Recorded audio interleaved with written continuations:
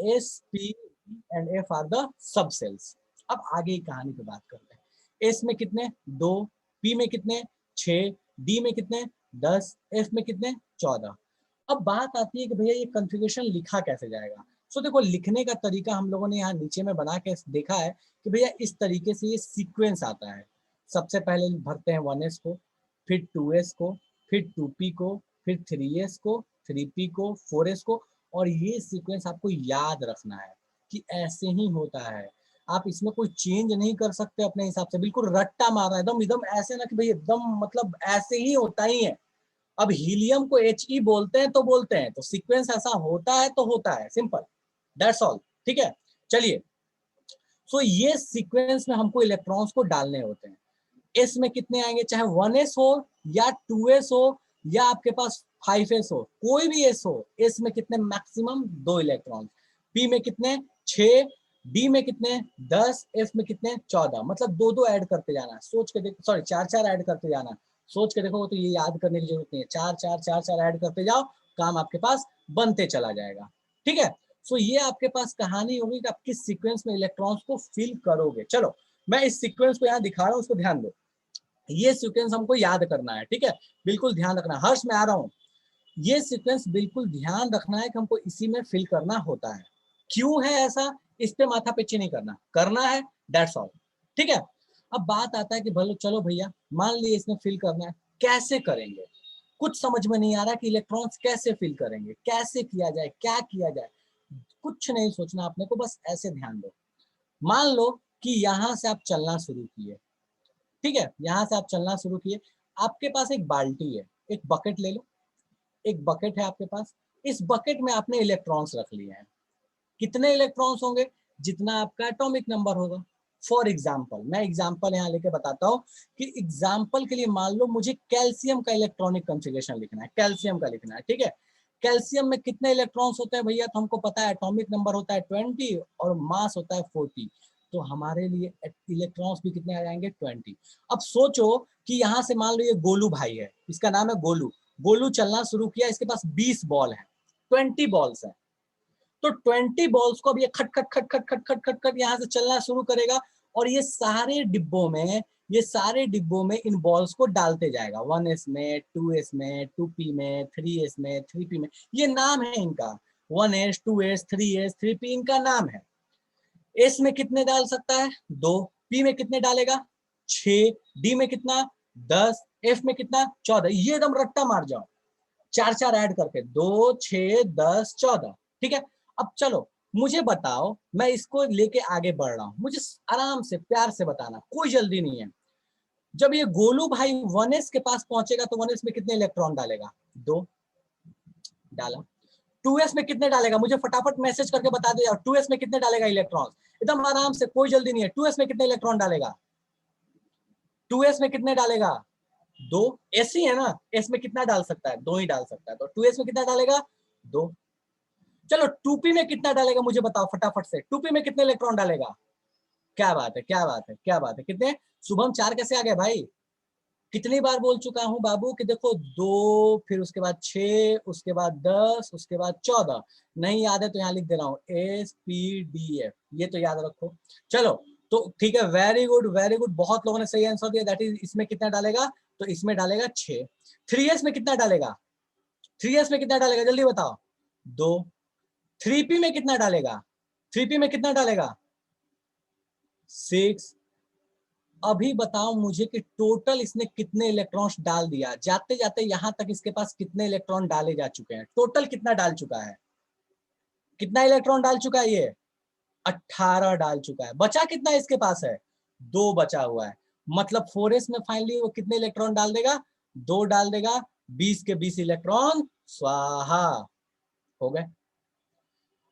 Calcium में कोई दिक्कत नहीं है, कोई ऐसा जिसको ये समझ नहीं आया, क्या यूज है नहीं हमको कोई मतलब नहीं, बस हमको अभी सीखना है कि इलेक्ट्रॉन्स को फिल कैसे करते हैं। डन है, चलो किसी ने बोला कि अच्छा 20 में तो बड़ा मजा आया, जरा 24 फिल करके दिखाओ, 24 कैसे करेंगे। चलो भैया, तो यहाँ से भोलू चलना शुरू करता है, ये भोलू भाई साहब है, मुझे बताते जाना ये कैसे डालेंगे। ठीक है, तो चलो सबसे पहले किसमें डालेगा 1s में, 1s में कितना इलेक्ट्रॉन 2 जो डालता है वो पावर में लिखते हैं। कैसे लिखते हैं? पावर में, दिखाने के लिए। पावर का मतलब नहीं है, बस इसको एक नोटेशन है दिखाने के लिए।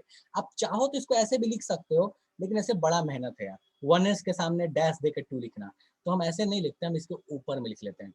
पावर नहीं है, दिखाने का तरीका है। चलो उसके बाद क्या, 2s आता है, 2s में 2, उसके बाद क्या 2p आता है, 2p में 6, उसके बाद क्या है 3s आता है, 3p में 2, उसके बाद क्या है 4p, 4p में अपने सॉरी क्या लिखता हूँ यार मैं बार बार, 3p में अपने पास 6। कितने इलेक्ट्रॉन्स अभी तक डाले जा चुके हैं जरा चेक करो तो, 2 2 4 6 10 2 12 6 18, अभी भी कितने बचे हुए हैं इसके पास? 18 डालने के बाद मुझे बोला गया था एटॉमिक नंबर कितना लिया था, भोलू है, भोलू ने एटॉमिक नंबर कितना लिया था? 24 लिया था। 18 डाल चुका है, अब किसमें डाला जाए? 3p के बाद 4s, 4s में कितना 2। अब मुझे बताओ कि 24 लिया था, इतना डाल चुका, अभी भी कितने बचे हैं? जल्दी बताओ तो कितना बचा हुआ है अभी भी इसके पास? जल्दी बताओ तो अभी भी कितना बचा हुआ है? 4 बचा हुआ है, ठीक है। अच्छा इसके बाद तो आता है 4s के बाद तो यहाँ 3d आता है, तो मुझे ये बताओ कि 3d में कितना डालेगा? 10 डालेगा कि 4 डालेगा? इंपॉर्टेंट ये है, 10 या 4? 3d में कितना डालेगा? भैया बचा ही हुआ 4 है, 10 डाल सकते थे, बचा ही 4 है तो 10 कहाँ से डाल देगा? डाल सकता है क्या 10? पॉसिबल ही नहीं है, 10 पॉसिबल ही नहीं है डालना। तो बस अपने को क्या सोचना है कि 3d में कितने इलेक्ट्रॉन्स आ जाएंगे भैया? तो 3d में कितने आ जाएंगे अपने पास? 4 आ जाएंगे, खेल खत्म हो जाएगा। डन है? चलो एक और फिल करके देखते हैं। अगर अपने को बोल दिया एटॉमिक नंबर 30, एटॉमिक नंबर 30 मुझे बोल दिया, यहाँ पे गोलू का भाई है भोलू, भोलू का भाई है भगेलू, ठीक है, तो ये भगेलू भाई साहब है। तो मुझे ये बताओ कि भगेलू भाई साहब जब फिल करेंगे इलेक्ट्रॉन्स, तो मुझे इतना बता दो कि जो सबसे लास्ट में आएगा जो डी, उस डी में कितने इलेक्ट्रॉन्स होंगे? मुझे फटाफट से बता दो डी में टोटल कितने इलेक्ट्रॉन्स आएंगे। अमन अभी वैलेंसी पे कोई डिस्कशन नहीं किया है, इसलिए कोई बात नहीं, बाकी मैं बता देता हूं कि 2 होता है, ठीक है। डी में कितने इलेक्ट्रॉन आएंगे? जो सबसे लास्ट में 3d होगा उसमें कितने इलेक्ट्रॉन आएंगे? मुझे सबका आंसर चाहिए। Shreyansh very good, Shivam very good, Harsh very good, Shivam very good, Saurabh very good. जो लास्ट में डी भरेगा उसमें कितने इलेक्ट्रॉन्स आएंगे?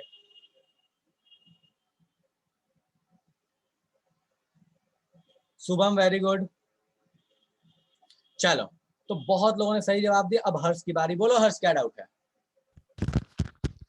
सो लाइक पहले हम KLMN सेल में 2n² वाला फॉर्मूला लगाते थे जिसमें n नंबर ऑफ सेल होता था, था एंड SPDF में जैसे S में 2 इलेक्ट्रॉन, D में 6 इलेक्ट्रॉन एंड D 10 में 10 14, इलेक्ट्रॉन्स। ठीक है। सर तो इसमें कौन सा फॉर्मूला से ये इलेक्ट्रॉन्स निकले?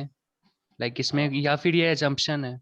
देखो ये एजम्पशन नहीं है, इसकी थियरी है और ये श्रोडिंगर वेव इक्वेशन का एक रिजल्ट है। अभी आपने नहीं पढ़ा, जब एटॉमिक स्ट्रक्चर पढ़ोगे तो उसमें एक टॉपिक है जो सबसे last topic, that is quantum mechanical model. उस क्वांटम मैकेनिकल मॉडल से आपको आंसर मिलता है कि एस पी डी और एफ में इतने इतने इलेक्ट्रॉन्स ही क्यों डालते हैं। ये जो क्यों का रीजन है ना, ये वहां से आता है बेटा, ठीक है। Okay sir. हाँ तो श्रोडिंगर वेव इक्वेशन का इंतजार करो, उस समय पढ़ोगे तो बोलोगे तो वहां बकवास था, ठीक है। Okay sir. हाँ ठीक है। चलो और जो 2n² भी आता है ना, उसका भी आपको सोर्स नहीं पढ़ाया गया था, वो कैसे आता है?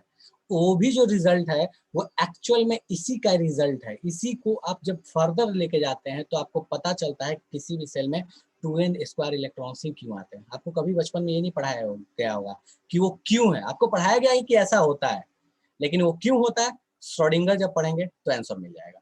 डन है हर्ष? चलिए ठीक है, तो अभी परेशान नहीं होना, वो अलग ही चैप्टर है, ठीक है। सो ये अपने पास कहानी हो गई। चलो सो अगला आपके पास एक और भी इलेक्ट्रॉनिक कॉन्फ़िगरेशन आपको भरना है। मैं इस बार कोई हेल्प नहीं कर रहा, कुछ नहीं कर रहा, ये भगेलू भाई साहब ने इलेक्ट्रॉन्स डाल दिए और यहाँ पे कितने आए हैं? 10 आए हैं जब एटॉमिक नंबर 30 था, ठीक है। मैं अब आपको बोल रहा हूँ बिल्कुल आसान सा, मतलब इससे आसान इलेक्ट्रॉनिक कॉन्फ़िगरेशन किसी का क्या ही होगा। एटॉमिक नंबर आपके पास है 9, एटॉमिक नंबर 9 है। क्वेश्चन ध्यान से सुनना, क्या पूछा है क्वेश्चन? पूछा है आपसे कि जो सबसे लास्ट वाला इलेक्ट्रॉनिक कॉन्फ़िगरेशन होगा वो क्या होगा। आंसर आपको कैसे देना है? फॉर एग्जांपल समझो, आंसर कैसे दोगे? जैसे लास्ट कॉन्फ़िगरेशन क्या था 3d4, तो बाबू आप आंसर इस तरह लिखिएगा 3d4, 4। मैं समझ जाऊंगा आप वो क्या बोलना चाहते हो, ठीक है। जैसे यहाँ पे आपका जो आंसर आता है ये आता 3D10, तो आप लिखोगे 3D10, तो मैं समझ जाऊंगा। तो इसी तरह से 9 के लिए आप बताइए कि जो सबसे लास्ट में आप लिखिएगा वो लास्ट का कॉन्फ़िगरेशन क्या आएगा। Good Ayush, very good. Robin very good. Manas very good. Shivam गड़बड़ है। Shreyansh very good. Saurabh very good.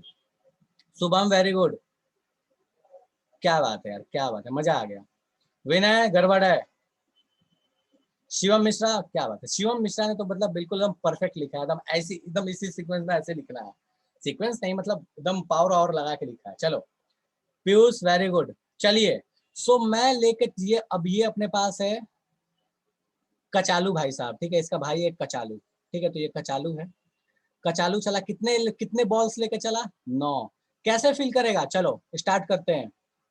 1s2, 2s2, 2p6, अच्छा नहीं 2p6 नहीं 2p5। चलो, तो यहाँ पे 2p5 ही होगा। क्यों?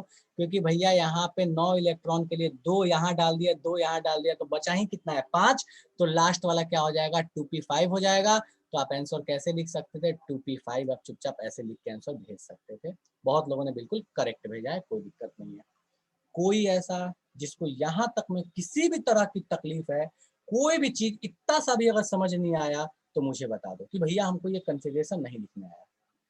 ये कैसे आता है, क्यों आता है, इस पर अपना कोई रिसर्च नहीं है। अपने को है कि लिखने आया या नहीं आया। हम अपने मोटिव से बिल्कुल चिपके रहेंगे कि हम क्या पढ़ना चाहते हैं, ठीक है। कोई प्रॉब्लम नहीं है, कोई चलो ठीक है शिवम, ओके। तो यहाँ तक कोई समस्या नहीं है।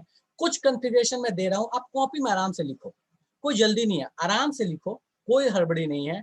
फिर उसके आगे ही कहानी पे बात करेंगे कि इसका इलेक्ट्रॉनिक कॉन्फ़िगरेशन का पीरियोडिक टेबल के पोजीशन से क्या लेना देना है। तो इसको कॉपी में चुपचाप लिखो, कुछ कॉन्फ़िगरेशन मैं दे रहा हूँ, आसान से हैं, ठीक है।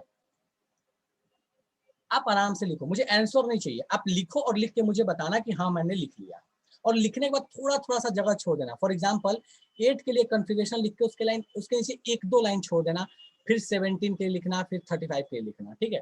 तो थोड़ा जगह छोड़ देना, मैं इसमें भी जगह बना देता हूँ ताकि आपको कोई दिक्कत ना हो। थोड़ा जगह छोड़ देना नीचे में, ठीक है। इन तीनों के लिए एटॉमिक नंबर दिया है, कॉन्फ़िगरेशन लिखना। लिखिए बेटा फटाफट से। एटॉमिक नंबर 8, 17, 35 एंड 3 सबका चाहिए। लिखो और मुझे मैसेज करो कि हाँ हमने लिख लिया। एकदम मतलब ऐसा हो जाना चाहिए ना कि यार कॉन्फ़िगरेशन तो हमको सपने में भी दे दो, लिख लेंगे। सीक्वेंस में मानता हूँ कभी भूल जाओगे, धीरे धीरे याद होगा, उसके लिए परेशान नहीं। सीक्वेंस देख के लिख लो।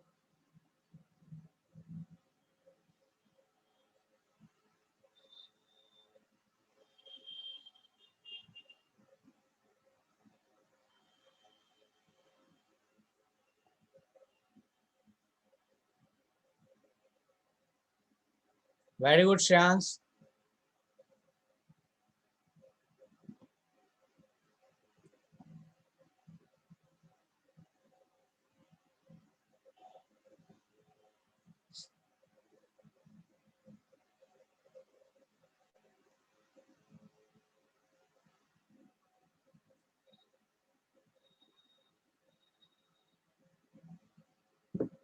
आस्था वेरी गुड। सारे के लिखो बेटा, सारे के लिखो, सबके लिख लो, आसान से हैं।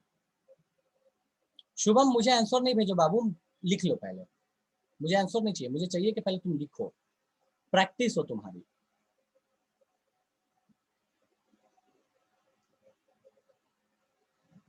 हो गया, क्या बात है, क्या बात है। चलो ठीक है, सो मैं लिखता हूं, किसी को तकलीफ हो तो मुझे बोलना। मैं लिख रहा हूं 1s2, 2s2, 2p4 चलेगा। 17 का 1s2, 2s2, 2p4, 2p6, 3s2, 3p5, ठीक है। चलो इसके में लिखोगे तो लास्ट कॉन्फ़िगरेशन आपके पास ऐसे लिखोगे। चलो लिख ही देता हूँ 1s2, 2s2, 2p6, 3s2, 3p6 4s2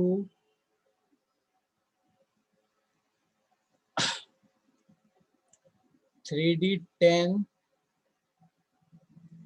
4p चल जा 4p5। ये आ रहा है क्या कॉन्फ़िगरेशन? देखो फटाफट से और मुझे बता देना अगर लगे कि नहीं भैया यहाँ गड़बड़ हो सकता है, यहाँ गड़बड़ है, गड़बड़ है। चलो ठीक है, और लास्ट वाला अपन लिखते हैं 1s2 2s1। ठीक है, कॉन्फ़िगरेशन लिख लिया, कोई दिक्कत नहीं है। अब समझो हमको दो चीजें बस नोटिस करनी है इसमें, दो चीजें। अब हमारा मोटिव बदल रहा है, कॉन्फ़िगरेशन लिखने आ गया। कोई ऐसा जिसको लगता है कि भैया हमको कॉन्फ़िगरेशन लिखने नहीं आया, हमने इसमें कहीं गलती कर दी है, याद होने में तकलीफ हो सकती है पर गलती नहीं होनी चाहिए। ठीक है, चलो अब हमारा मोटिव क्या है? हमारा मोटिव है पीरियोडिक टेबल में पोजीशन पहचानना, कि किस पोजीशन पे कोई एलिमेंट है एटॉमिक नंबर के अकॉर्डिंग। कैसे पहचानेंगे? दो चीजों को नोटिस करना है अपने को, दो चीजें अपने को नोटिस करनी है। क्या क्या बताता हूं, ध्यान से देखो। इसका कुछ रूल, बिल्कुल रूल रॉबिन रॉबिन बता दिया ना, रूल सीक्वेंस जो लिखना है बस वही रूल है फिलहाल के लिए, और कोई रूल नहीं है। वही रूल है कि भैया इसी सीक्वेंस में आपको लिखना होता है। अब क्या रूल चाहिए? 2n² पढ़ाया गया था तो बोला गया था n² क्यों आता है, नहीं बताया गया ना, अभी मैं भी नहीं बता रहा, अभी बस याद रखना ऐसे होता है, बाकी रूल होता है। ठीक है, एटॉमिक स्ट्रक्चर में आएगा। चलो सो अब अपने को बात करना है कि पीरियोडिक टेबल में पोजीशन कैसे पहचाने, ध्यान देते हैं उस पर। क्या हो गया भाई, एक मिनट रुक जाओ, जस्ट मिनट यार, ये कुछ गड़बड़ सा लग रहा है, एक मिनट एक मिनट।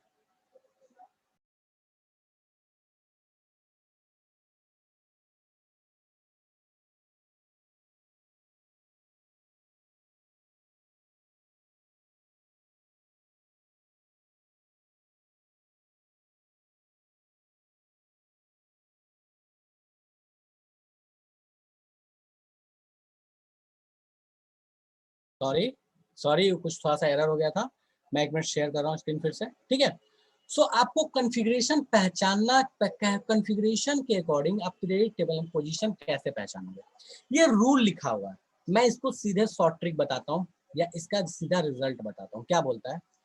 सीधे बोलता है कि पहले तो आप इसको एसपीडीएफ के फॉर्म में लिख लो, लिख लिया।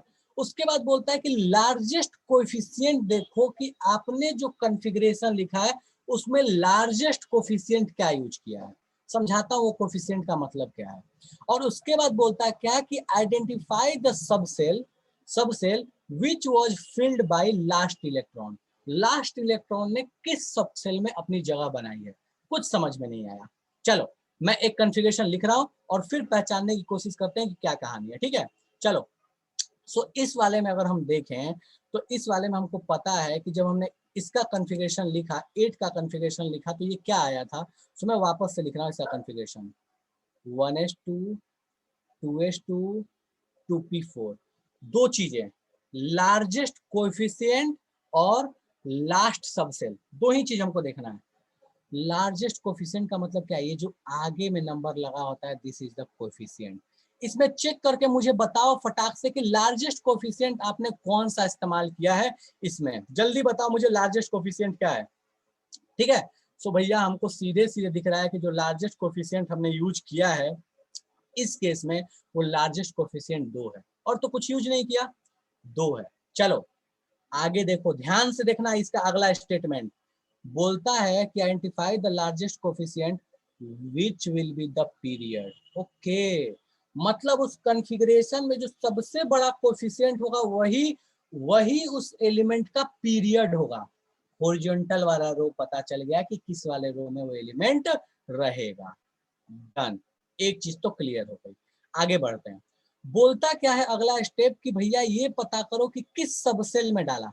एस पी डी ये जो होते हैं ये सबसेल्स होते हैं, किस सबसेल में डाला, पी में डाला, और पी का भी कॉन्फ़िगरेशन क्या है, P4 है। पी सबसेल में कॉन्फ़िगरेशन इज P4, लास्ट वाला, 2 से मतलब नहीं है, P1 P2 P3 S1 S2 क्या चीज है, बस ये पहचानना अपने को। अच्छा P4 है, okay.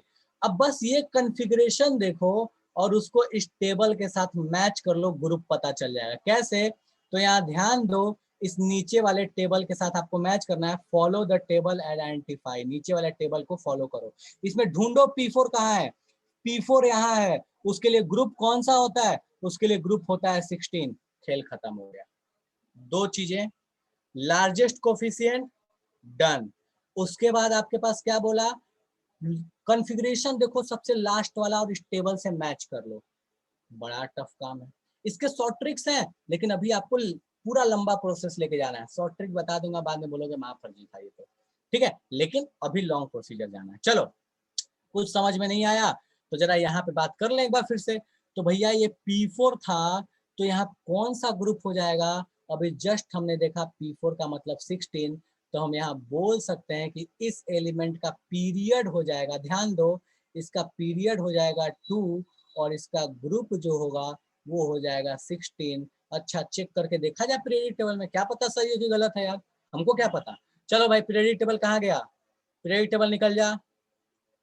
Periodic table, atomic number कितना था, 8 था, एटॉमिक नंबर 8, पीरियड नंबर 2। अच्छा देखो, तो ये पीरियड नंबर 2 है ना, पीरियड नंबर 2 सामने सामने, ग्रुप नंबर कौन सा है, 16 है। Well played.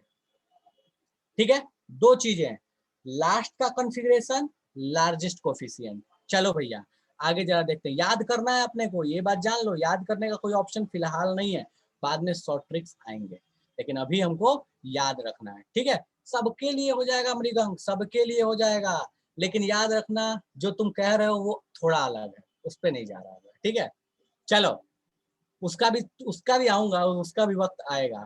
ठीक है, बिल्कुल बिल्कुल शुभम, थोड़ा याद करना पड़ेगा, थोड़ा रटना पड़ेगा आपको। चलो 17 वाले के लिए अप्लाई करके देखते हैं क्या कहानी बनती है, क्या 17 के लिए लिख सकते हैं, जरा देखा जाए। तो मुझे फटाफट से बताओ configuration, 1s2, 2s2, 2p6, 3s2, 3p5।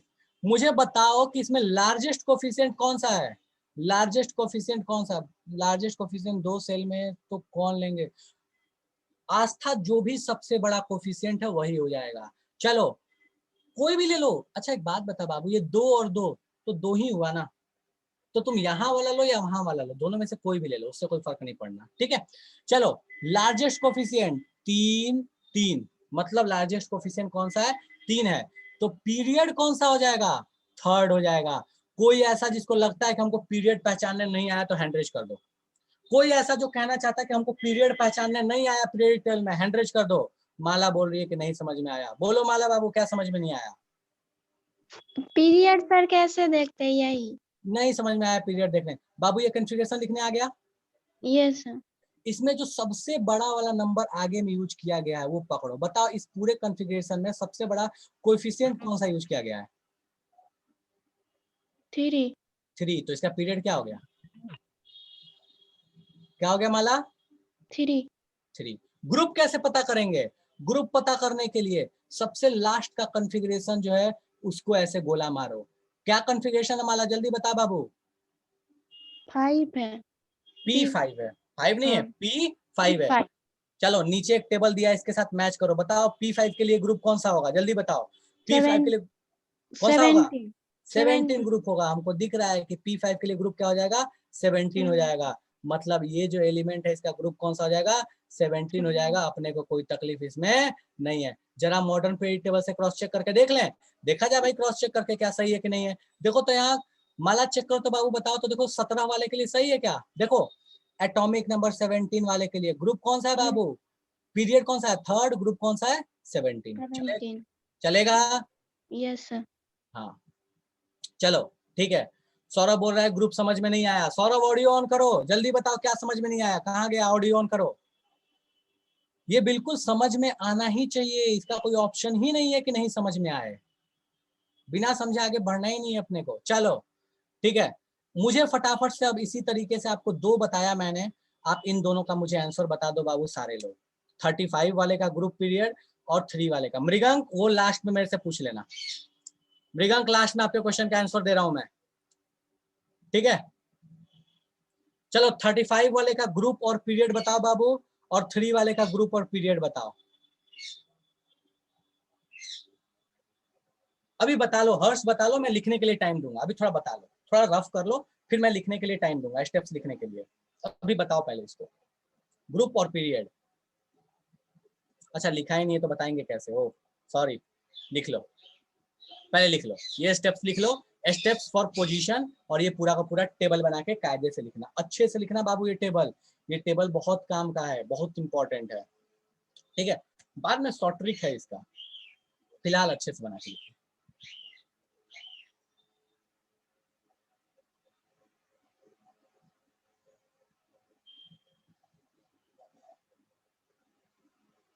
Shivam very good, Shubham very good. 35 के लिए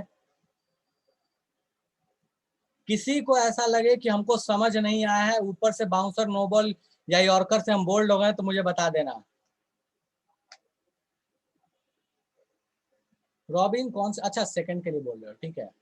श्रेयांश वेरी गुड, ठीक है। क्या जी कैसे? अच्छा हो, ठीक है ठीक है ठीक है ठीक है श्रेयांश, और ठीक है सन्नी, ठीक है शिवम, ठीक है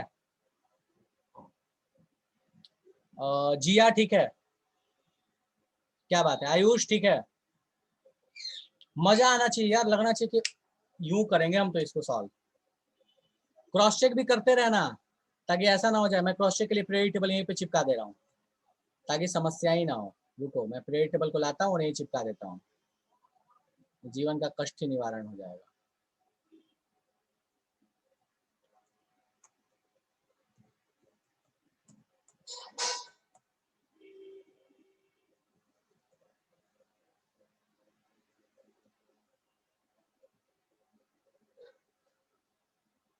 छाप लिया सबने?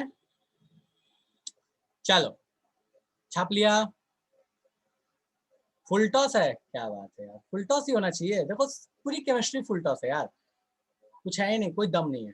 चलो ठीक है, सो मैक्सिमम लोगों ने इसको पहचान लिया है। इसका जो ग्रुप होगा 35 के लिए, 1 मिनट और दे देता हूँ, आप लिख लो 1 मिनट और, 1 मिनट और फटाफट से। चलो सो ग्रुप कौन सा आ रहा है इसका? 17। पीरियड कौन सा आ रहा है? 4, ठीक है। इसका क्या आ रहा है? ग्रुप कौन सा आ रहा है? First, sorry first. पीरियड कौन सा आ जा रहा है? सेकंड। चलेगा? कोई ऐसा जो इसमें रोना गाना मचाना चाहता है? ग्रुप 16 आ रहा है। सिंपी कैसे ग्रुप 16 आ गए बाबू? सिंपी ऑडियो ऑन करो तो जरा। सिंपी कहाँ गई? सिंपी सिंपी ऑडियो ऑन करो। ग्रुप 16 कैसे आ गया? कॉन्फ़िगरेशन लिखो, ये P5 आएगा, P5। सॉरी सर, गलती से हो गया। अच्छा ठीक है, ओके ठीक है। कोई ऐसा जिसको इसमें तकलीफ है? नहीं है, चलो ठीक है।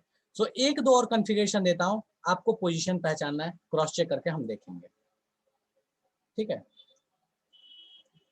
आसान से है, कोई भारी भरकम सा नहीं है। एटॉमिक नंबर 27, फटाफट से इसका पोजीशन बताओ क्या होगा। एटॉमिक नंबर 27, ग्रुप और पीरियड आपको बताना है।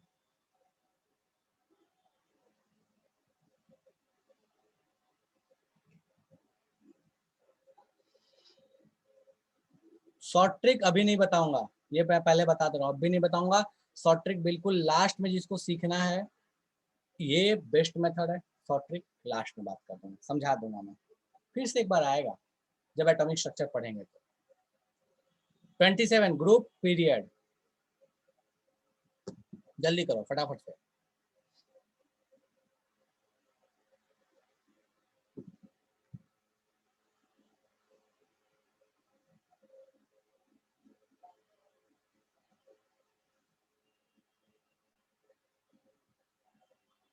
सौरभ बाबू गलती लग रहा है मेरे को तो।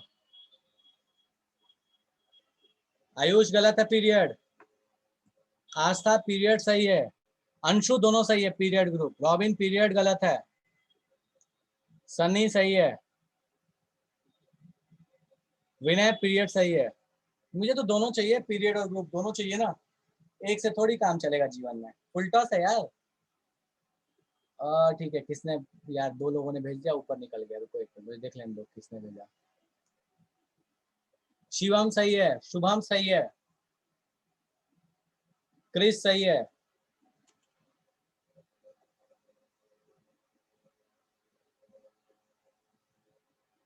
आयुष सही है, मानस गलत है, आयुषी गलत है। आयुषी ऑडियो ऑन कर दो बेटा, आयुषी बेटा ऑडियो ऑन करो, कहाँ गई? मैं ऑडियो ऑन करने का परमिशन दे रहा हूँ, रुको। आयुषी किसने बताया? आयुषी सर या दो आयुषी है, मैं कंफ्यूज कर गया।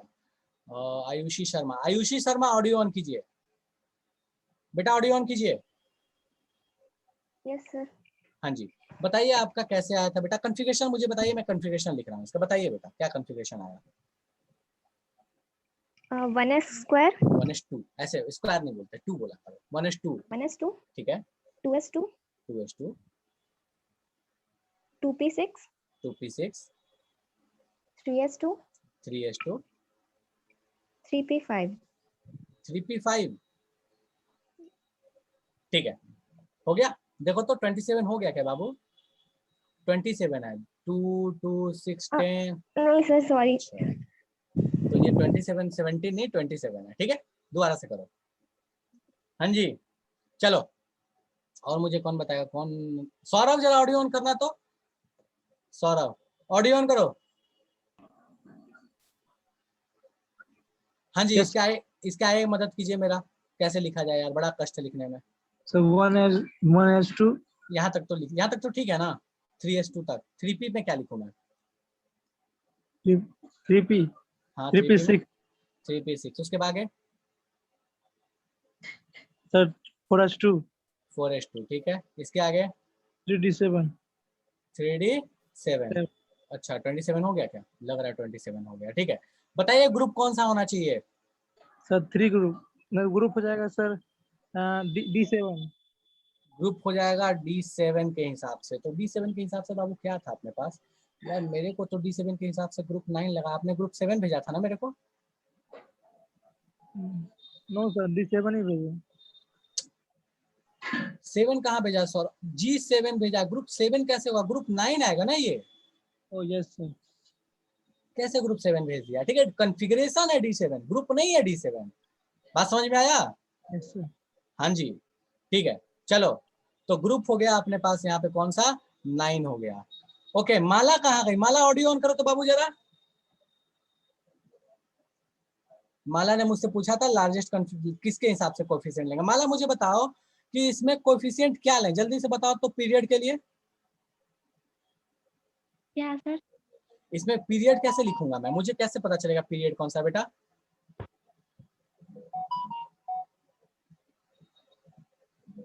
लार्जेस्ट कोएफिशिएंट कौन सा यूज हुआ है बेटा इसमें, मुझे जल्दी से बता दे, कौन सा लार्जेस्ट कोएफिशिएंट है?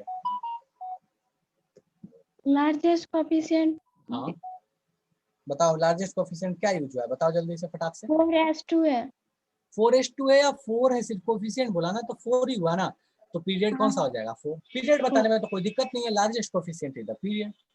कोई ऐसा जिसको लगता है कि भैया अभी भी हमको रोना गाना मचाना है, अभी भी हमको पीरियड एंड ग्रुप समझ में नहीं आया, जादू हो गया? डन है, चलो, तो कुछ आपको मैं होमवर्क देता हूँ, इनको आप घर पे कीजिएगा प्रैक्टिस के लिए, ठीक है। चेक कर लेते हैं ना, इसका कौन सा था? 27 पीरियडिक टेबल अपने पास कहाँ गया? ये रहा, ढूंढा जाए जरा 27 कहाँ है। तो देखो 27 इज कोबाल्ट, फटाफट से देखो, तो 27 इज कोबाल्ट, कोबाल्ट का ग्रुप नंबर है 9 और पीरियड नंबर है 4, कोई दिक्कत ही नहीं है। कोई ऐसा जिसको अभी भी लगता है कि हम यहाँ पे गलती कर रहे हैं, हम मिस कर रहे हैं, तो मुझे बता दो कि भैया जादू हो रहा है, हमको समझ में नहीं आ रहा है। डन है, चलिए ठीक है, वेरी गुड। सो ये अपने पास बेसिक कहानी हो गई कि भैया हम कॉन्फ़िगरेशन कैसे पहचानेंगे और उसके अकॉर्डिंग हम उनके पोजीशन को कैसे आइडेंटिफाई करेंगे, ठीक है। सो अपने को इसमें कोई तकलीफ अब नहीं है, तो इस चीज़ को ध्यान रखिएगा, ये बहुत इंपॉर्टेंट चीज़ है, लोकेशन पता करना। मैं होमवर्क दे दे रहा हूँ, इसको आप आराम से घर पे ट्राई कीजिएगा, कोई दिक्कत अपने पास नहीं है, ठीक है।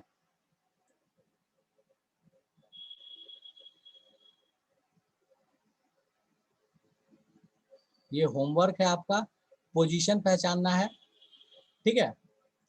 पीरियड एंड ग्रुप, पीरियड कौन सा, ग्रुप कौन सा, ठीक है। ज्यादा नहीं दे रहा, 3-4 ही दूंगा। एटॉमिक नंबर 71, दूसरा है AT, तीसरा है 2 और चौथा है 10।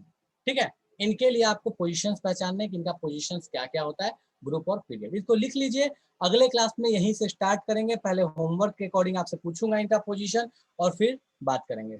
5 दूं? क्यों 5 शुभ होता है, ऐसा है शुभम? चल भाई ठीक है यार, 5 ले ले यार, इसमें क्या है। चलो सो पांचवा अपने पास है 22। चलो शुभ ले लेता ना, 21 ले लेता। ठीक है, डन है। अच्छा 101 चाहिए, चल भाई 101 के लिए ले लो। तो लो 101, मुझे नहीं पता क्या होगा। ठीक है, चलो मैं नहीं लिख रहा दिखा के, मतलब वो तुम समझो, तुम्हारा होमवर्क है, वो तुम्हारा गृह कार्य, तुम लिखना। ठीक है, चलो सो ये आपके पास कहानी हो गई रिगार्डिंग इलेक्ट्रॉनिक कॉन्फ़िगरेशन। आपका होमवर्क है, आप इसको घर पे ट्राई करना, हो नहीं हो दैट इज डिफरेंट थिंग। 251, हाँ बस हो गया, रहने दे। ठीक है, 121 तो ठीक है, आसान होगा।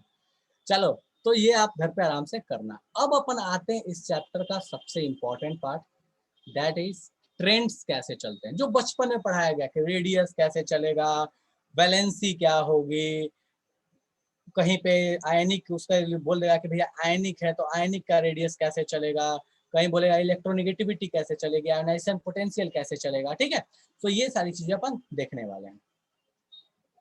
बिल्कुल बिल्कुल देखेंगे शुभम, जो होगा देखा जाएगा, और क्या।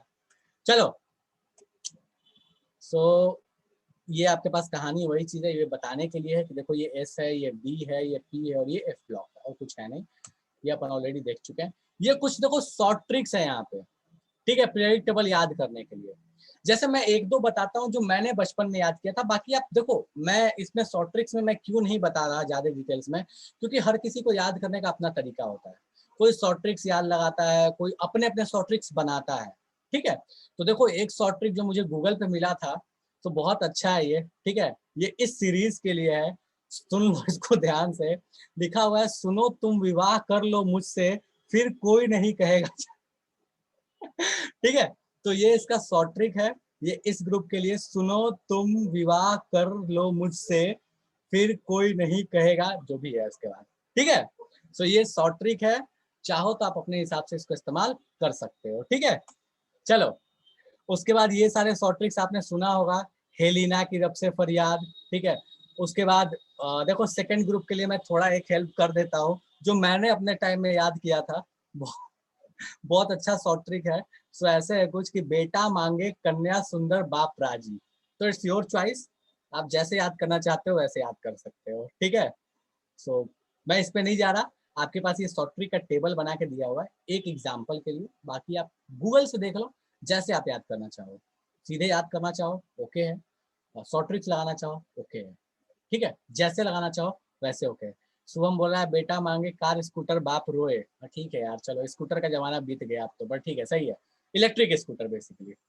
नहीं कन्या सुंदर इज, चलो छोड़ हटाओ। ठीक है, तो ये आपके पास कहानी है, आप जैसे चाहो वैसे याद कर सकते हो। ठीक है, चलो तो आगे आते हैं। ध्यान रखना बाबू, ये इलेक्ट्रॉनिक कॉन्फ़िगरेशन से क्वेश्चंस आते हैं, और दूसरी चीज है कि कुछ क्वेश्चंस ऐसे भी आए हैं आज तक के हिस्ट्री में कि आपको सीधे एटॉमिक नंबर देके एलिमेंट का नाम पूछ लिया है, ऐसा भी हुआ है। और खासकर नीट में, इवन नीट में पिछले साल ही हुआ है। ठीक है, वो नीचे के एलिमेंट है, एटॉमिक नंबर दे दिया था और बोल दिया बताओ भैया कौन सा एलिमेंट है ये। सो ये चीज है, इसलिए आप याद रखिएगा तो आप हमेशा फायदे में रहेगा, ध्यान रहेगा आपको तो बेटर है। तो याद करने की कोशिश करना, मैं ये नहीं कहता कि एक दिन में हो जाएगा, डेफिनेटली वक्त लगेगा, पर याद करो इनको, जरूरी है ये।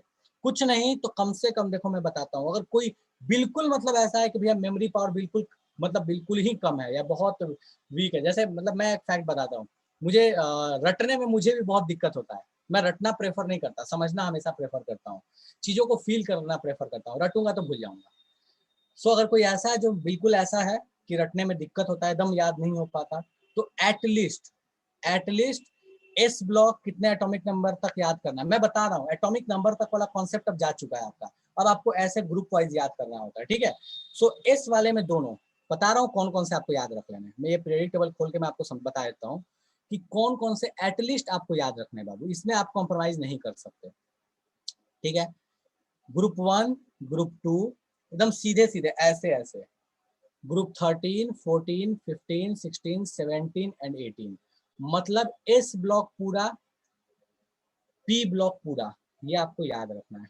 डी ब्लॉक में बस ये सीरीज कम से कम याद होनी चाहिए, मतलब जो स्कैंडियम की सीरीज है ये आपको याद होनी चाहिए, तो एटलीस्ट इतना याद रखना, ठीक है। एस ब्लॉक पूरा, पी ब्लॉक पूरा, डी ब्लॉक की पहली सीरीज, उसके बाद वाला याद कर लो बेटर है, एफ ब्लॉक याद कर लो बेटर है, पर जितना अभी बोला रेड से जितनों को लगाया है वो तो एकदम याद होना ही चाहिए किसी हालत में। एटॉमिक नंबर वाली चीज नहीं बाबू कि आप बचपन में 20 तक याद किया करते थे ऐसे करके हॉरिजॉन्टली, वो चीज अब नहीं है, अब आपको ग्रुप याद रखने पड़ेंगे, ठीक है। चलो सो ये चीज आप ध्यान रखिएगा, लगा दिया है, आप जैसे शॉर्ट ट्रिक यूज करना चाहते हो कर सकते हो, इट्स योर चॉइस, उसके लिए मेरी तरफ से कोई भी रेस्ट्रिक्शन नहीं है, ठीक है। चलिए सो अब बेटा अपन आगे आते हैं, ट्रेंड्स इन पीरियोडिक टेबल पे बात करेंगे, ठीक है। अब इन ट्रेंड्स इन पीरियोडिक टेबल में क्या है, सो क्या क्या ट्रेंड्स हैं जिसके बारे में हम मेनली बात करते हैं, बहुत सारे ट्रेंड्स हैं, लेकिन हमारा फोकस कहाँ कहाँ रहेगा वो मैं लिखवा दे रहा हूँ, ठीक है। और ये ट्रेंड्स का मतलब क्या होता है ये भी मैं बताता हूँ। तो देखो ट्रेंड्स का मतलब क्या होता है, ये रिलायंस ट्रेंड्स वाला ट्रेंड नहीं है, इस ट्रेंड का मतलब है कि क्या होता है पीरियोडिक टेबल में अगर आप कहीं से कहीं मूव करते हो तो, मतलब रेडियस का क्या होगा, वहाँ पे आपके पास रेडियस के बाद बोलेगा कि भैया आपके पास आयोनाइजेशन पोटेंशियल का क्या होगा, इलेक्ट्रोनेगेटिविटी का क्या होगा, ये जितनी चीजें हैं कि किधर जाने पे बढ़ती हैं किधर जाने पे घटती हैं, इसको बोलते हैं ट्रेंड, ठीक है। सो इसका सिंपल सा मीनिंग है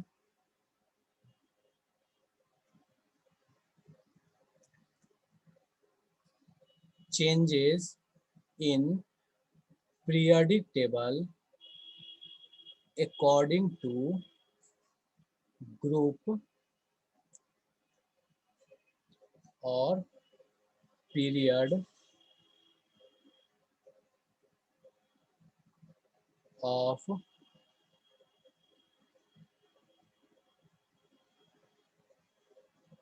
elements, element का that was element प्रॉपर्टी, यही है ट्रेंड, ठीक है। कि भैया किसी भी एलिमेंट की प्रॉपर्टी आप किधर जाओगे तो कैसे बदलेगा, कौन कौन से मेनली अपने को पढ़ने अपन उस पर बात कर लेते हैं, ठीक है। सो यहाँ पे अपन लिख लेते हैं ट्रेंड्स कौन कौन से अपने को मेनली ध्यान रखने हैं, ठीक है। सो सबसे पहला और सबसे इंपॉर्टेंट ट्रेंड है दैट इज द रेडियस, ठीक है। सो रेडियस, और उसको पूरा कैसे बोलते हैं, that is the atomic radius. So atomic radius जो आपको 10th क्लास में भी पढ़ाया गया था, ठीक है, कोई दिक्कत नहीं है। Next second trend ionization energy या आयोनाइजेशन पोटेंशियल, बात क्या है सेम है, आयोनाइजेशन एनर्जी, ठीक है। Third electron gain enthalpy, enthalpy. Fourth electronegativity,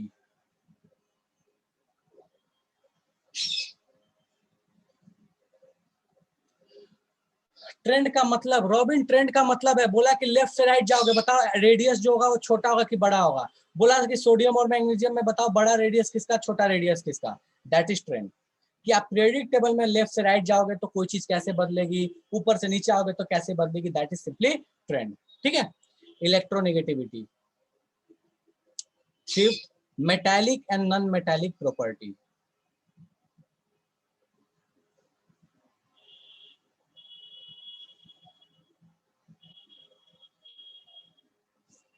property.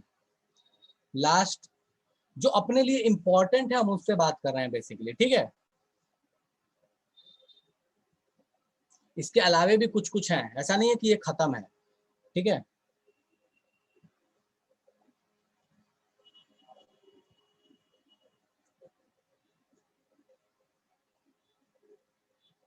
Valency, ठीक है। ओके चेंज इन के बाद, अच्छा ये चेंज इन पीरियडिक टेबल है बाबू, change in periodic table according to group और पीरियड ऑफ एलिमेंट्स प्रॉपर्टी। ठीक है, किसी एलिमेंट की प्रॉपर्टी ग्रुप और पीरियड के अकॉर्डिंग कैसे बदलती है, that is known as trend. ठीक है, चलो अब बात करते हैं अपन एक एक करके, सबसे स्टार्ट करते हैं दैट इज एटॉमिक रेडियस से कि भैया एटॉमिक रेडियस क्या होता है, क्या इसके कोई टाइप्स हैं, अगर टाइप्स हैं तो उसमें ट्रेंड कैसे चलता है। इसको फटाफट से नोट डाउन करो और फिर आगे की कहानी पे बात करेंगे। ठीक है, फटाफट से नोट डाउन करो।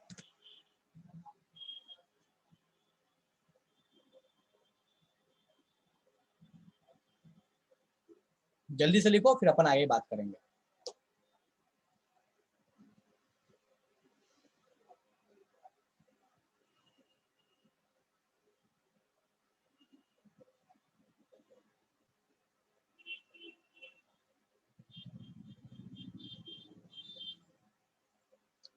लिख लिए? चलिए ठीक है, अब बात करते हैं सबसे पहले that is radius.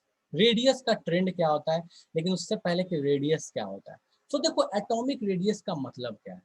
Atomic radius का मतलब होता है simply that is the exact size of an isolated atom because it's, ध्यान रखना, because it's outer most electron. क्या मतलब हुआ इसका? इसका मतलब ये हुआ कि अगर आपके पास मान लो मैं एक एटम लूं तो एटम कुछ इस तरीके का होता है। ठीक है, अब मान लो कि मेरे पास ये सोडियम होता, बाय द वे एक एग्जांपल के तौर पे मान रहे हैं कि ये सोडियम एटम है, मान लो कि ये सोडियम एटम है, Na एटम है। सो बोलता है कि रेडियस क्या होगा, अरे ऑब्वियस नहीं है कि एक इंची टेप लेंगे और एक अंदर के न्यूक्लियस से लेके बाहर तक का जो इलेक्ट्रॉन घूम रहा है उस ऑर्बिट तक का डिस्टेंस लेंगे, दैट इज रेडियस। तो बेसिकली रेडियस का मतलब क्या हुआ, रेडियस का मतलब हुआ ये लेंथ, ध्यान रखिएगा ये लेंथ।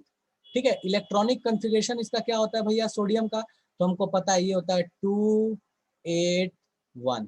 ठीक है, सो आउटर मोस्ट जो सेल है या आउटर मोस्ट जो इलेक्ट्रॉन है, इसको ऐसे भी तो बोल सकते हैं कि आउटर मोस्ट इलेक्ट्रॉन जितने दूरी पे घूम रहा है न्यूक्लियस से, that is the radius. Nucleus से जितने दूरी पे आउटर मोस्ट इलेक्ट्रॉन घूमेगा, आउटर मोस्ट इलेक्ट्रॉन कौन सा, इस ऑर्बिट में घूमने वाला। ठीक है, तो इसको बोलते हैं रेडियस। मृगंक बोल रहा है कि आइसोलेटेड का मतलब क्या हुआ, आइसोलेटेड का मतलब हुआ एक अकेले एटम को बाहर निकाले हैं, बहुतों के ग्रुप में नहीं है, ये अकेला है, एक अकेले एटम को बाहर निकाले हैं और फिर हम उसमें मेजर कर रहे हैं, तो हम बोलेंगे कि that is known as radius. ठीक है, तो इसको कहते क्या है कि exact size of isolated atom because of outermost electron, outermost electron को जैसे, इसके लिए हम ये रेडियस हम नहीं होगा हमारा, क्यों, आउटर मोस्ट नहीं है। किसी को भी ऐसा लगे कि रेडियस समझ में नहीं आया तो मुझे बता दो कि भैया हमको तो रेडियस ही नहीं पता चला कि रेडियस क्या होता है। डन है, चलेगा, चलो। सो ये अपने पास हो गई रेडियस की कहानी कि रेडियस होता क्या है। अभी लिखना नहीं, सुन लो। अब बात है कि इसका ट्रेंड कैसा होता है पीरियडिक टेबल में, बहुत बार पढ़े हैं, बहुत बार पढ़े हैं, फिर से बात कर लेते हैं क्या कहानी। हाँ बिल्कुल, कोविड हो गया तो आइसोलेट कर दिया नालायक को। चलो, तो हमको 10th क्लास में पढ़ाया गया था, लेफ्ट से राइट जाने पे क्या होता है, रेडियस डिक्रीज होता है, ऊपर से नीचे आने पे क्या होता है, रेडियस इंक्रीज होता है। दो चीजें, लेफ्ट से राइट डिक्रीज, ऊपर से नीचे इंक्रीज। अब कोई बोल सकता है कि हमको रट्टा मारना है या इसके पीछे कोई लॉजिक है, बिल्कुल है, उस लॉजिक को गौर से देखते हैं। ये अपने पास है सोडियम एटम और जस्ट इसके बगल में मैं बना रहा हूं मैग्नीशियम एटम को, ध्यान देना, ये इसके बगल में है मैग्नीशियम एटम। अब गौर से देखो मुझे और एक बात बताओ, एकदम ध्यान से देखना, बहुत लॉजिकल है, कुछ भी इसमें ऊपर नीचे नहीं है, और ये फीलिंग बहुत जरूरी है क्योंकि इसका यूज बहुत तगड़ा आता है, बहुत ज्यादा तगड़ा यूज है इन कॉन्सेप्ट्स का, और भविष्य में हर जगह ये आएंगे। मैग्नीशियम 2 इलेक्ट्रॉन, 8 इलेक्ट्रॉन, 2 इलेक्ट्रॉन, पुराना कॉन्फ़िगरेशन बच्चा वाला, हमको पता है 2 8 2 होता है, एटॉमिक नंबर 12 होता है। बोला कि बताओ इन दोनों में बड़ा रेडियस किसका होगा। चलो मैं एक बहुत सिंपल सा क्वेश्चन पूछता हूँ, एक सिंपल सा क्वेश्चन। मान लो मेरे पास 2 सोलर सिस्टम होते, 2 सोलर सिस्टम होते, ठीक है, एक सोलर सिस्टम है जिसमें कुछ कुछ प्लैनेट्स अंदर में घूम रहे हैं, लेकिन देखो जैसे ऐसा है, एक सोलर सिस्टम है इसमें कुछ प्लैनेट्स अंदर में घूम रहे हैं और एक प्लैनेट जो है सबसे बाहर में घूम रहा है, दैट इज यहाँ पे। एक दूसरा सोलर सिस्टम सेम कहानी है, यहाँ पे यहाँ पे, और एक बाहर में घूम रहा है यहाँ पे इसका वाला। कहानी ऐसी है, पहले समझो कहानी ऐसी है कि दोनों में नंबर ऑफ प्लैनेट सेम है, मतलब जो घूमने वाले इलेक्ट्रॉन्स वगैरह सेम है, मतलब तीन तीन इसके पास सेल है, 3 सेल इसके पास भी है, 3 ऑर्बिट इसके पास भी, 3 ऑर्बिट इसके पास भी, कोई टेंशन नहीं है, दोनों हंसी खुशी हैं। अब एक चीज ध्यान से सुनना जो मैं बोल रहा हूँ, 3 ऑर्बिट है, कोई दिक्कत नहीं है। बोलता क्या है कि ये जो बाहर का प्लेनेट है इन दोनों का भी मास सेम है, कोई दिक्कत नहीं है, इसका भी मास सेम है, इसका भी मास सेम है, इसमें भी कोई दिक्कत नहीं है। बस एक जगह फर्क है, वो क्या है? सो ये जो सन है, ये सन इसका वाला जो है वो भारी है और इसका वाला जो है वो हल्का है। मतलब ये जो व्हाइट वाला है ना, ये भारी सन है, मास इसका ज्यादा है और इस वाले का मास कम है। ए और केस बी ले लिए। मुझे बताओ कि कौन से केस में ग्रेविटेशनल फोर्स जो होगा इस इलेक्ट्रॉन पे ज्यादा होगा? तुरंत 9th क्लास का कॉन्सेप्ट लगाओगे, बोलोगे G1 G into M1 M2 divide by R square, तो हम कहेंगे कि ए वाले में ग्रेविटेशनल फोर्स क्या होगा? ज्यादा होगा। क्यों? क्योंकि मास भी क्या है? ज्यादा है। कोई इसमें रोना गाना मचाना चाहेगा क्या? कोई ये कहना चाहता है कि नहीं भैया हम नहीं मानेंगे? ग्रेविटेशनल फोर्स इक्वल टू क्या होता है भैया? फोर्स इक्वल टू होता है, अपने को पता है, G into M divided by R square. अब दोनों में एक मास तो सेम है, तो दूसरे वाले मास से कंपैरिजन कर लिया। हमको पता है कि भैया एक में जिसमें सन का मास ज्यादा होगा उसमें फोर्स ज्यादा। अच्छा, उसमें फोर्स ज्यादा तो सन के करीब भी ज्यादा ज्यादा फोर्स लगाएगा तो ज्यादा अपने पास खींचेगा। तो हम ये नहीं कह सकते इन दोनों केसेस में कि भैया ये वाला जो रेडियस होगा वो थोड़ा छोटा होगा, ये वाला रेडियस थोड़ा बड़ा होगा। क्यों? क्योंकि भैया यहाँ फोर्स ज्यादा है तो रेडियस छोटा, फोर्स ज्यादा ज्यादा तेजी से ज्यादा फोर्स से सन को खींचे, सन खींचेगा प्लेनेट को, तो रेडियस थोड़ा छोटा, और सेकंड वाले केस में रेडियस बड़ा। कोई इस पे रोना चाहता है क्या? कोई कहना चाहता है कि हमको ये समझ नहीं आया? ऐसा नहीं है। क्यों? क्योंकि सन में मास ज्यादा था, फोर्स ज्यादा हो गया। अब यहाँ सोडियम और मैग्नीशियम पे बात करते हैं। यहाँ 11 प्रोटॉन थे, यहाँ 12 प्रोटॉन है, और दोनों के लिए मान लो एक एक इलेक्ट्रॉन यहाँ बैठा हुआ है, इसके लिए भी एक इलेक्ट्रॉन यहाँ बैठा हुआ है, इसके लिए भी एक इलेक्ट्रॉन यहाँ बैठा हुआ है। बताओ किसका न्यूक्लियस होगा जो उस इलेक्ट्रॉन को बहुत ज्यादा फोर्स से खींचेगा? मैग्नीशियम का या सोडियम का? जल्दी बताओ किसका न्यूक्लियस ज्यादा फोर्स लगाएगा, मैग्नीशियम का या सोडियम का? सौरभ सोडियम कैसे हो गया भैया? सब सब सब सब बोल रहे हैं कि चूंकि भैया मैग्नीशियम में नंबर ऑफ प्रोटॉन ज्यादा है, चार्ज ज्यादा है, तो उसका फोर्स भी क्या होगा? ज्यादा होगा। और अगर उसका फोर्स ज्यादा होगा तो हम बोलेंगे कि भैया अट्रैक्शन पावर भी उसका क्या होगा? ज्यादा होगा। और अगर अट्रैक्शन पावर ज्यादा होगा तो रेडियस भी क्या होगा? छोटा होगा। तो हम ये नहीं कह सकते कि अच्छा दोनों में 3 ऑर्बिट तो है, ऑर्बिट 3 ही है दोनों में, बावजूद इसके चूंकि मैग्नीशियम ने ज्यादा तेजी से खींचा है, ज्यादा जोर से खींचा है, तो ज्यादा नहीं थोड़ा ही सही, ज्यादा नहीं थोड़ा ही सही, लेकिन इस केस में रेडियस छोटा होगा और इस केस में रेडियस बड़ा होगा।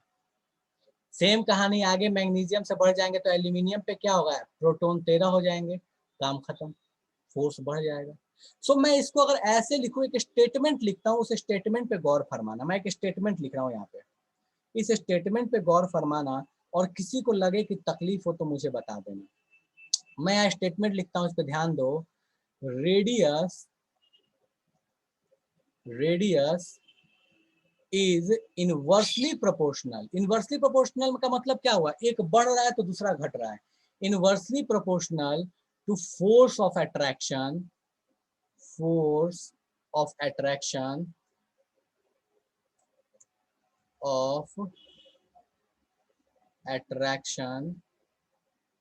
between electron and nucleus. मतलब फोर्स ऑफ अट्रैक्शन जितना ज्यादा होगा इलेक्ट्रॉन और न्यूक्लियस के बीच में, रेडियस उतना ही छोटा होगा। और ये फोर्स ऑफ अट्रैक्शन जो है ये किसके ऊपर डिपेंड करता है? तो ये डिपेंड करता है, हम बोल सकते हैं that is number of protons पे। तो मैं यहाँ ब्रैकेट में करके लिख रहा हूँ, depends on proton, depends on number of proton. किसी को लगे कि ये लॉजिक समझ नहीं आया, ये कहानी हमको समझ नहीं आई, तो अभी पूछ लो, क्योंकि बाबू बाद में ये बहुत ज्यादा इस लॉजिक का मैं इस्तेमाल करूंगा कि फोर्स बढ़ गया तो रेडियस छोटा हो गया। किसी को लगता है कि नहीं समझ में आया तो पूछो, समझ में आ गया तो लिखो। अभी नीचे वाला ये नहीं पढ़ा है कोवेलेंट रेडियस, तो परेशान नहीं होना, अभी ऊपर तक जितना पढ़ा है वहां तक की बात कर रहा हूं मैं। कोई ऐसा जिसको लगता है कि ये समझ नहीं आया कि रेडियस और फोर्स ऑफ अट्रैक्शन में क्या लेना देना है, कैसे उसका मैग्नीशियम का रेडियस छोटा होगा पोटेशियम का बड़ा होगा, नहीं समझ में आया तो पूछो। डन है, चलेगा। चलो अब जरा एग्जांपल देखते हैं, यहाँ ध्यान दो।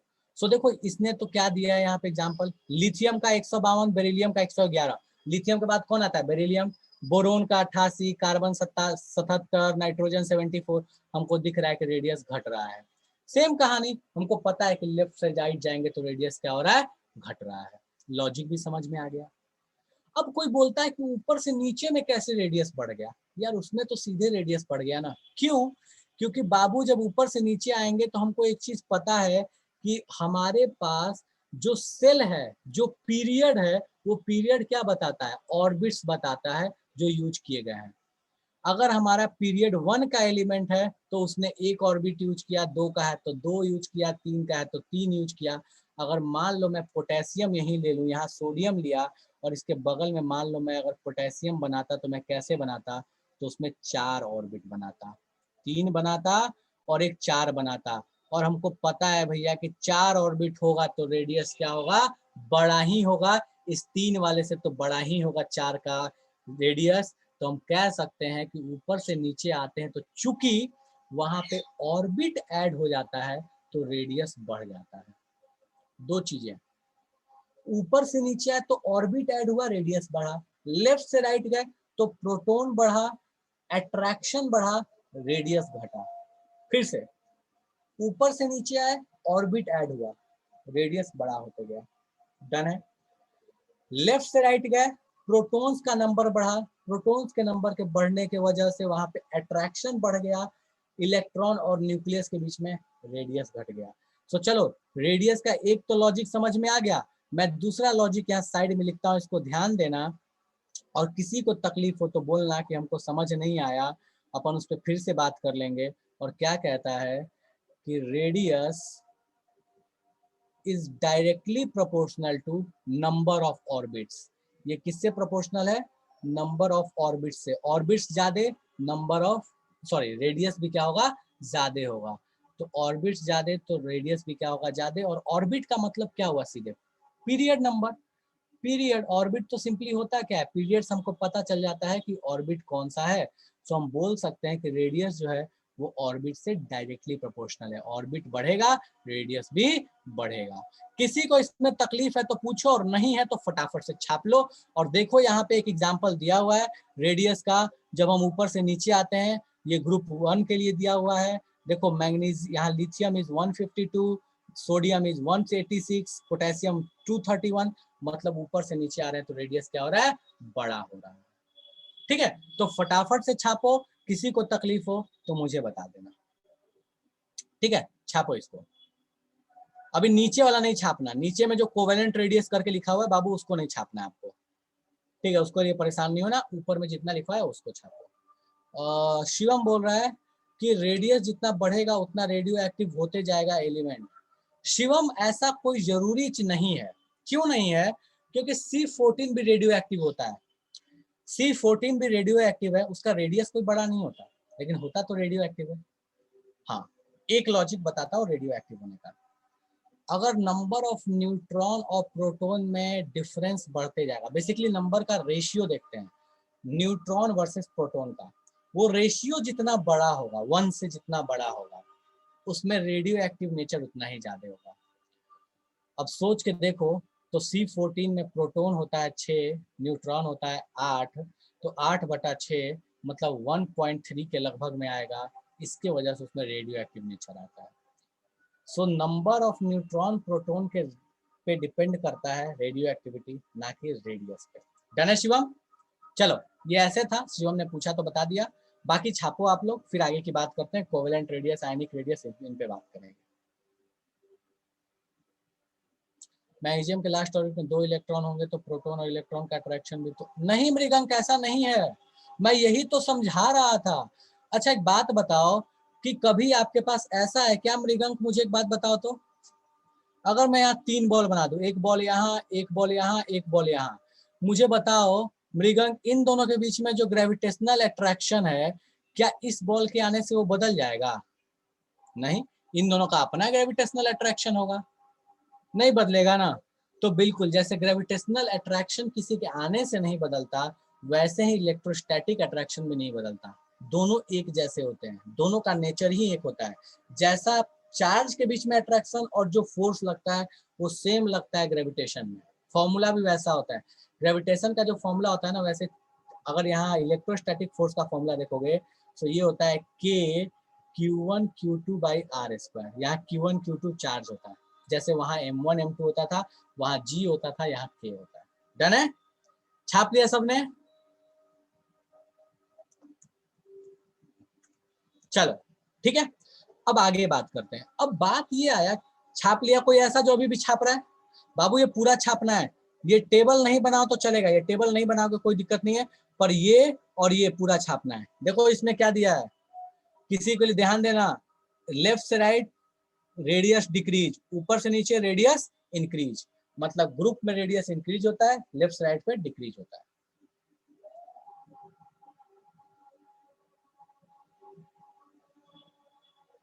डन है? चलो अब आगे बात करते हैं कि अपने पास ये जो रेडियस है, रेडियस कितने टाइप्स के हैं, ठीक है। सो देखो रेडियस जो है, वो रेडियस अपने को मेनली कितने टाइप, कौन कौन से पढ़ने हैं। तो सबसे पहला दैट इज कोवेलेंट रेडियस। एक सेकंड रुक जाओ, मैं हाँ एक सेकंड बस इसको थोड़ा सा सही कर लूँ, just a minute, just a minute, एक मिनट बस, एक मिनट बाबू।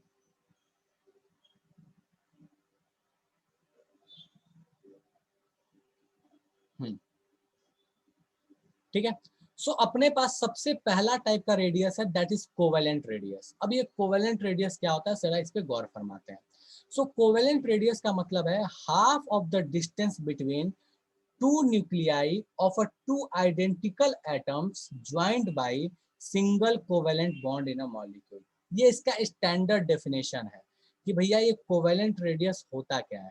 ये हाफ डिस्टेंस होता है दो एटम के बीच में, और कौन से दो एटम, तो आइडेंटिकल एटम जो कि कोवेलेंट बॉन्ड से जुड़े हुए हों। और कौन सा कितना कोवेलेंट बॉन्ड, एक कोवेलेंट बॉन्ड। फिर से बोल रहा हूँ, half of the distance between two atoms joined by covalent bond, same तरह का कोवेलेंट। अच्छा oh sorry sorry sorry sorry sorry sorry यार, हाँ ठीक है, मैं फिर से रिपीट कर दे रहा हूँ। ये इसका स्टैंडर्ड डेफिनेशन है, half of the distance between the nucleus of two identical atoms joined by the single covalent bond। Single covalent bond से दो एटम्स आइडेंटिकल साइज के ज्वाइन करने के बाद जो डिस्टेंस है उसको बोलते हैं। समझ में कुछ नहीं आया, अब इसको मैं थोड़ा सा ऐसे डायग्राम बना के समझाता हूँ तो ये भेजे में जाएगा ये क्या चीज कहता है, ठीक है।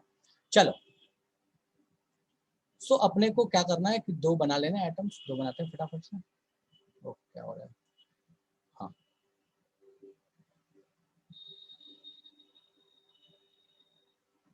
सो ये अपने पास दो आइडेंटिकल एटम्स हो गए, ठीक है। सो कहता है कि दो आइडेंटिकल एटम, अब इसको याद करोगे, इसको देख के याद आएगा। तो बचपन में आप Cl2 का डायग्राम बनाया करते थे, लुईस स्ट्रक्चर कैसे बनाते थे बाबू Cl2 को, तो आप Cl2 को कहते थे कि Cl2 का स्ट्रक्चर कुछ ऐसा होता है। Cl2 आप बोलते थे कि Cl Cl और दोनों ने एक एक इलेक्ट्रॉन को शेयर किया, या तो ऐसे या पूरे गोला मार के आप बनाया करते थे, और दो दो इलेक्ट्रॉन आप ऐसे ऐसे इस पे रख लिया करते थे, ठीक है। सो बेसिकली एक कोवेलेंट बॉन्ड बना, 10th क्लास याद करो। सो मैं Cl का ये ना ऐसे स्ट्रक्चर बना लेता हूँ, और ये कहानी कैसी है, तो हमने बनाया था जो बचपन में वही कहानी है। ये दो Cl एटम हैं, इन दोनों का ये न्यूक्लियस है, ये न्यूक्लियस है, और बीच में दो इलेक्ट्रॉन जो शेयर्ड है वो है। अब हमको समझना है कि यार रेडियस का कॉन्सेप्ट कैसे आया। तो कहता है कि कोवेलेंट मॉलिक्यूल में जो दो न्यूक्लियस के बीच का डिस्टेंस है, उस डिस्टेंस को मेजर करो, इस डिस्टेंस को मेजर करो और इसको बाई 2 कर दो, डिवाइडेड बाई 2 कर दो, ठीक है। सो ये जो भी डिस्टेंस होगा, इन दोनों के बीच का जो डिस्टेंस होगा, मान लिया फॉर एग्जाम्पल, एग्जाम्पल के तौर पे मान लो, एग्जाम्पल के तौर पे मान लो ये जो डिस्टेंस है, ये डिस्टेंस जो आया, ये d जो है ये 100 mm 100 nm है, ठीक है, 100 nm है डिस्टेंस। तो बोला रेडियस कितना हो जाएगा, सो रेडियस हो जाएगा 100/2 दैट इज 50 mm। ऑब्वियस है, बहुत लोग ये बोलेंगे कि ये तो डिस्टेंस एग्जैक्ट रेडियस नहीं हुआ, ये चीज तो नहीं हुई। हमको वो निकालना ही नहीं है, हमको कोवेलेंट रेडियस निकालना है, और वो यही होता है। कोवेलेंट मॉलिक्यूल में दो न्यूक्लियस के बीच का डिस्टेंस लो, उसको आधे कर दो, सीधा काम खत्म। देखो इसका फॉर्मूला क्या बोलता है, रेडियस DAA। DAA का मतलब क्या है कि ये A और ये A एज अ एटम ले लिया, सो इन दोनों के डिस्टेंस को डिवाइड बाय 2 कर लिया, काम खत्म, आपके पास रेडियस रेडी है। ठीक है, सो इस तरीके से हम रेडियस निकालते हैं, कोवेलेंट रेडियस। तो ये पूछेगा कि क्या ये मेटल्स में पॉसिबल है? नहीं, ये सिर्फ और सिर्फ पॉसिबल कब होगा, जब कोई भी एलिमेंट कोवेलेंट फॉर्म में एग्जिस्ट करेगा। सो मैं यहाँ इसका नीचे में पॉइंट लिख रहा हूँ, इसको पॉइंट को ध्यान रखिएगा। Only possible for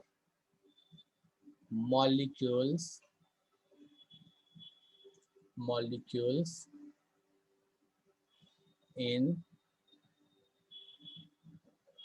covalent bond, molecules of covalent bond।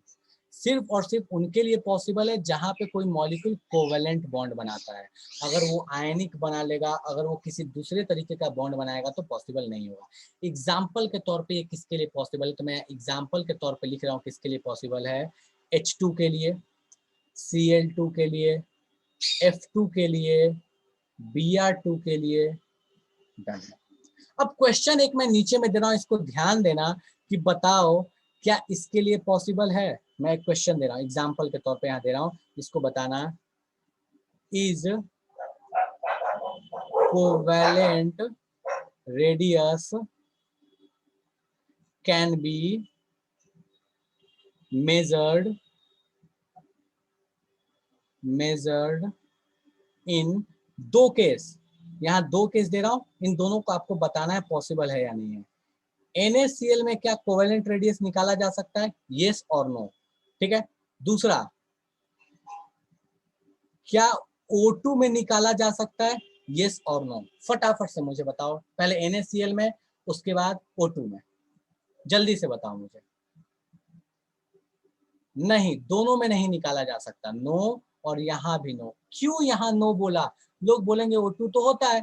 Babu O2 में ध्यान रखो समस्या क्या है, समझो। एक बहुत इंपॉर्टेंट पॉइंट जो यहाँ लिखा हुआ उसको ध्यान दो भैया। ये इंपॉर्टेंट पॉइंट ये है कि सिंगल कोवेलेंट बॉन्ड होना चाहिए। अगर एक से अधिक कोवेलेंट बॉन्ड हो गया तो भी नहीं निकाल सकते हो, तो भी कोवेलेंट रेडियस निकालना पॉसिबल नहीं है। इस वजह से इन दोनों में हम कोवेलेंट रेडियस नहीं निकाल सकते। सो ये तो अपने पास एलिमेंट नहीं है, कंपाउंड है, ये तो यहीं कट गया। ठीक है, कि भैया आइडेंटिकल एटम नहीं है, मतलब एलिमेंट नहीं है, कंपाउंड है। सो ये आइडेंटिकल एटम नहीं है, आइडेंटिकल एटम गलत, और यहाँ पे सिंगल बॉन्ड गलत, single covalent bond, single covalent bond गलत। अगर इसी तरीके से आपको दे दे, बोले कि HCl में निकाल सकते हो, क्या बोलोगे? HCl के बारे में क्या ख्याल है? सिंगल कोवेलेंट होगा लेकिन आइडेंटिकल नहीं होगा। यहाँ भी नो, सेम कहानी कि आइडेंटिकल नहीं है लेकिन सिंगल कोवेलेंट चलेगा। ठीक है, तो यहाँ पे भी आप नहीं निकाल सकते, रीजन क्या है, सेम है। तो फटाफट से इस पूरे कहानी को छापिए और कहीं तकलीफ हो तो पूछिए। बाकी इसके साथ आज की सभा हम यहीं पे विराम लगाते हैं। अगले क्लास में हम बात करेंगे वैन वाल रेडियस, आयनिक रेडियस, इन सब के बारे में। दूसरा वाला फॉर्मूला बाबू आपको ये बस छाप लेना है अपने कॉपी में, इस पे मैं कोई चर्चा नहीं कर रहा। ये हम बात करेंगे जब हम पढ़ लेंगे एटॉमिक स्ट्रक्चर। ये एडवांस में कभी कभी इससे कोई क्वेश्चन पूछा गया, मेंस और नीट तक में कोई डिस्कशन नहीं है। ठीक है, तो इसको अभी रहने देना, बाद में बात करेंगे। मैं थोड़ा समझा जरूर देता हूँ थ्योरेटिकली कैसे निकालते हैं। सो दो रेडियस मान लो ए और बी, जैसे HCl में निकालना होता तो कैसे निकालेंगे, तो AB का रेडियस निकालने के लिए radius of A plus radius of B minus 0.09 और दोनों का इलेक्ट्रोनेगेटिविटी डिफरेंस। तो HCl में निकालने का ये तरीका होता है। चलो करो फटाफट से। हाँ बिल्कुल श्रेयांश, बिल्कुल, लेकिन हम कोवेलेंट रेडियस, हम HCl की बात कर रहे हैं ना, हमारे पास सेम एलिमेंट नहीं है ना, हम सेम एलिमेंट पे पहले बात कर रहे थे। ये जो कहानी है वो सेम एलिमेंट वाली कहानी है, फर्स्ट केस है। तुम चाहो तो यहाँ लिख लो फर्स्ट केस। बिल्कुल श्रेयांश, मैं बात से एग्री कर रहा हूँ, मना नहीं कर रहा हूँ मैं। फर्स्ट केस जो हम फॉर्मूला लगा रहे थे ना d/2 वाला, वो बात कर रहा हूं मैं। हाँ, इसके हिसाब से सेकंड केस तो पढ़ाया नहीं है ना, ठीक है, चलेगा। छापो फटाफट से।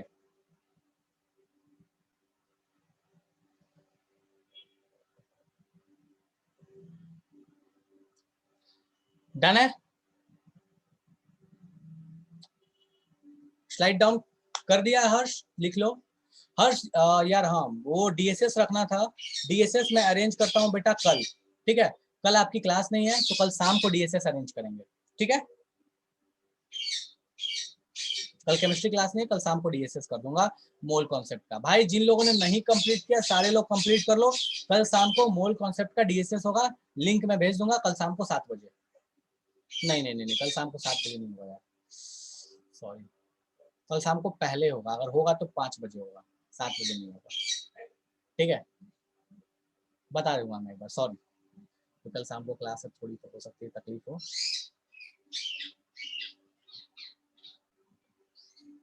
आयनिक में क्या होगा रॉबिन, अभी आयनिक बात नहीं किया ना, आयनिक जब बात करेंगे तो देखेंगे, अभी आयनिक में कोई बात नहीं है। मेटालिक आयनिक अभी कोई डिस्कशन नहीं किया। 3 मेटालिक आयनिक वेंडरवॉल 3 बचे हुए। बोलो शुभम। फॉर्मूला लिखे R equal to D A, D A by उसके बाद क्या टू माइनस है? नहीं, डी ए डैश है, माइनस नहीं है, डैश है। और मतलब उससे बीच का दूरी उतना से बस वहां तक का दूरी। देखो, 2 स्फीयर है, दोनों को ऐसे लगा दिया, दोनों के न्यूक्लियस के बीच का दूरी उसको आधा कर दिया, हो गया। आइसोलेटेड का मतलब होता है एक अकेला एटम जिसको गैस फेज में रखा गया, उसको बोलते हैं आइसोलेट। आइसोलेट का मतलब पढ़ते ना कोविड में, तो यार आइसोलेट वर्ड कितना इंपॉर्टेंट हो चुका है। आइसोलेट का मतलब क्या हुआ, बेदखल कर देना, अकेले कर देना, निकाल देना, ठीक है। डबल और ट्रिपल बॉन्ड के लिए भी कोई फॉर्मूला होता है? बिल्कुल श्रेयांश, होता है, सबके लिए होता है, पर अपने को उस पर दिमाग मारना ही नहीं है, होता है, सबके लिए होता है। एक्चुअल में ये जो दूसरा फॉर्मूला है ना, इसको थोड़ा सा चेंज करके हम डबल ट्रिपल में भी लगाया जा सकता है, बट नहीं बात करना तो कोई जरूरत नहीं है। इन दोनों केस में तो हम लोग नहीं निकाल सकते हैं डबल और ट्रिपल बॉन्ड का। हाँ, इन दोनों से नहीं निकाल सकते, सेकंड वाले में थोड़ा सा मॉडिफिकेशन करना होता है, वो जो इलेक्ट्रोनेगेटिविटी डिफरेंस है वहां पे एक अलग टर्म आ जाता है, ठीक है, वो कंपनसेट करने के लिए, वो जो बहुत पास में आ गए हैं। बोलो शिवम। सर कोवैलेंट बॉन्ड मतलब सर कैसे पहचानेंगे सर? कोवेलेंट बॉन्ड कैसे पहचानेंगे, अभी तो उसमें बात नहीं है बच्चा, ठीक है मैं बताता हूँ डाउट्स, ठीक है। तो आज की सभा समाप्त है, इसके डाउट से डाउट पूछ सकते हो, बाकी जनता जा सकती है। कोवेलेंट बॉन्ड पहचानने का शिवम कुछ तरीके होते हैं, ठीक है। पहला तरीका, कोवेलेंट बॉन्ड हमेशा शेयरिंग